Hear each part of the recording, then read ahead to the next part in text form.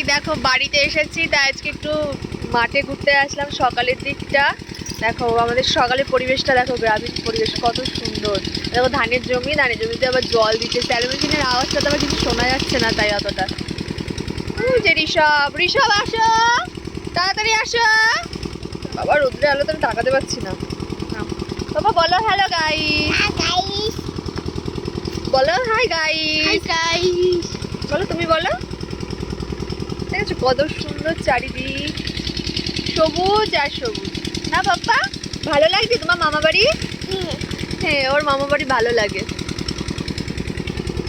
দেখো এখানে পেঁপে গাছ লাগিয়েছে, ছোট ছোট সবে চারা লাগিয়েছে, পেঁপের চারা।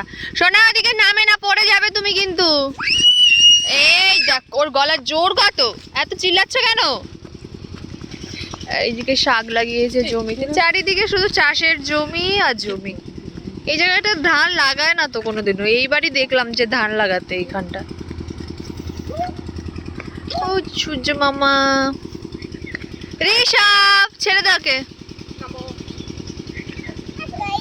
ও বাবা বলছে হাই গাইস। কি বলছো তুমি?